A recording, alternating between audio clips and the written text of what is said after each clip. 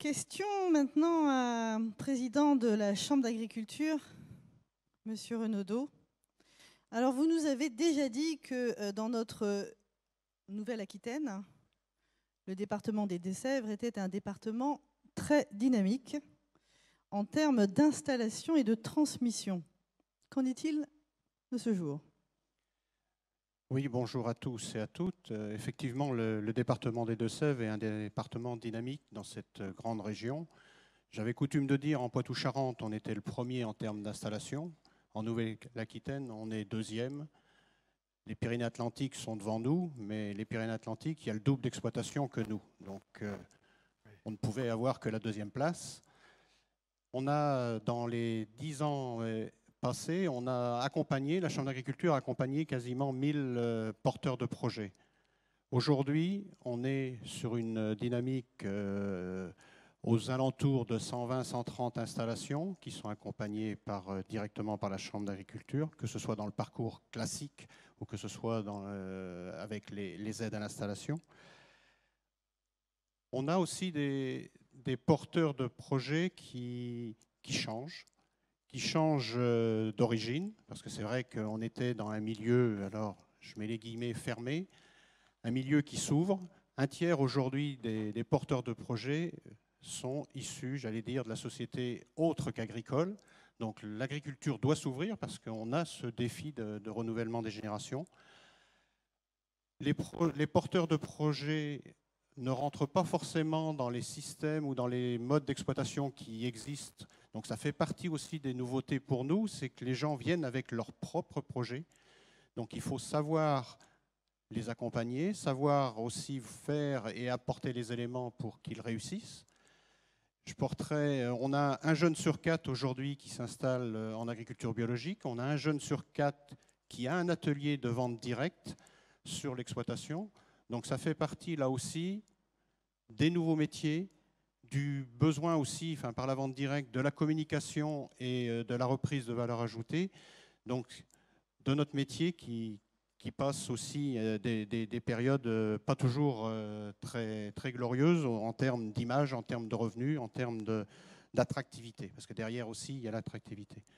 Pour nous, l'enjeu dans les années qui viennent, effectivement, c'est le renouvellement des générations, parce qu'on a un certain nombre de classes d'âge qui vont partir à la retraite. On a l'objectif aussi du maintien du volant d'activité sur le département, que ce soit en production animale, production végétale, parce que derrière nos exploitations, il y a des artisans, il y a des entreprises qui transforment, il y a un marché, qui soit local, qui soit régional, qui soit à une autre échelle aussi, et il faut y répondre. Et donc, par rapport à tout ça, on a aussi la nouveauté pour 2018, ça a été aussi l'accompagnement des agriculteurs qui ne pouvaient pas avoir accès au système d'aide classique que sont les prêts jeunes agriculteurs ou des JA.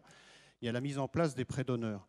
Les prêts d'honneur, donc financés par la région, effectivement, qui étaient déjà depuis un certain temps pour les collègues chambres de métiers, chambres de commerce, sont ouverts depuis quelques mois, donc depuis l'année dernière, au secteur agricole. Et ça fait partie aussi de la palette d'accompagnement sur le département. Derrière tout ça, notre mission, effectivement, c'est de continuer cet accompagnement des porteurs de projets pour qu'ils soient maîtres de leurs projets.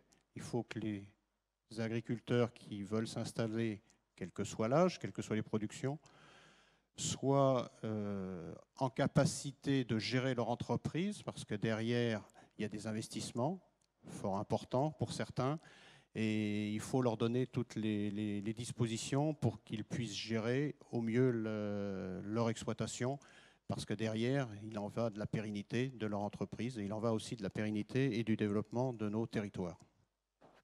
Merci bien pour cette intervention. Est-ce que je crois que vous avez également une petite question à poser à Dominique Régnier concernant donc votre domaine? Alors oui, l'agriculture, je l'ai dit, vit un certain nombre de crises, crises que ce soit économiques, crise sanitaire, crise sociale aussi, parce qu'il y a des remises en cause. Alors, On utilise à un certain moment aussi l'agribashing par rapport à notre métier. Et face à tout ça, comment vous voyez l'avenir de l'agriculture et aussi par rapport à cette transmission, comment vous voyez tous ces éléments? Moi, je vais me retenir de vous répondre aussi longuement que j'en aurais envie. C'est un sujet que je trouve passionnant, central. On prépare, la prochaine note de la Fondation sera sur l'agribashing en particulier. Moi, je serai très volubile là-dessus, je vais me contenir. Juste faire une remarque que tout le monde ici trouvera, parce que vous savez sans doute ça, très, très évidente. Mais moi, je suis frappé par une chose.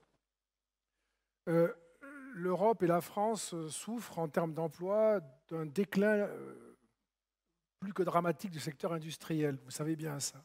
Les emplois sont délocalisés et robotisés. Et même la délocalisation maintenant fait de la robotisation. La robotisation en Chine prend le pas sur la simple délocalisation de l'emploi par des humains.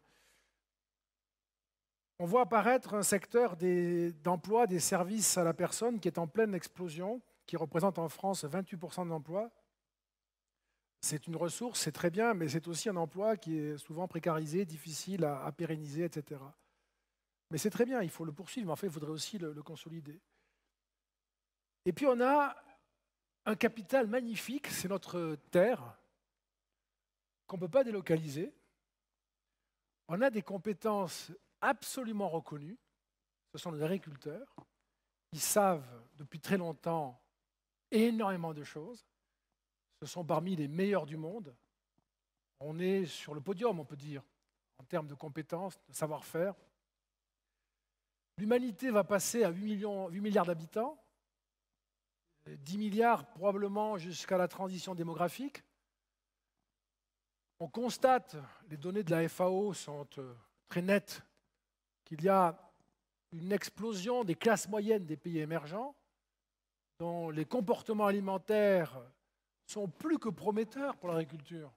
Ce sont des marchés inouïs, évidemment, inouïs, pour nos éleveurs, pour nos cultivateurs, pour nos viticulteurs, enfin pour notre pays. C'est un secteur qui devrait être en pleine expansion, qui devrait péter le feu, et dont on ne parle qu'avec des mots de crise, comme vous l'avez fait à juste titre. C'est un immense gâchis qui est en train de se poursuivre. Ça n'est pas, à mon avis, le fait des agriculteurs. Je pense que c'est le fait d'un regard qui s'est vrillé sur l'agriculture. On ne sait plus regarder les agriculteurs comme on devrait les regarder. C'est une des conséquences des effets de génération. Une des conséquences des effets de génération. Il est évident que les générations aujourd'hui, les nouvelles générations, ça dépend des territoires, ça. Mais en tout cas, pardon, je ne veux pas avoir l'air d'enfourcher des montures trop faciles à enfourcher, mais il est certain que dans les élites dirigeantes, le rapport à l'agriculture est de plus en plus éthéré, de plus en plus éloigné. C'est des effets de génération, c'est pas parce qu'on n'est pas bien, c'est parce qu'on a vécu beaucoup moins dans un environnement rural, on connaît moins bien, on n'a pas les mêmes intuitions. Et d'une certaine manière, on a bifurqué sur l'écologie, qui est un sujet important, mais qui n'est pas le seul sujet. Et il y a aussi des sujets essentiels comme nourrir l'humanité, qui n'a pas comme destin de mourir de faim ou de malnutrition. Et donc, moi, je vois le secteur agricole comme un secteur mais plein d'avenir, rayonnant, et qui fera rayonner ce pays. Mais il y a un sujet quand même à poser, c'est est-ce qu'on peut, oui, est-ce qu'il est possible de laisser ce secteur développer ses compétences, travailler, faire prospérer ce capital inouï qui est notre terre, avec la terre du sol, avec un climat tempéré qui est une chance croissante à l'ère des changements climatiques.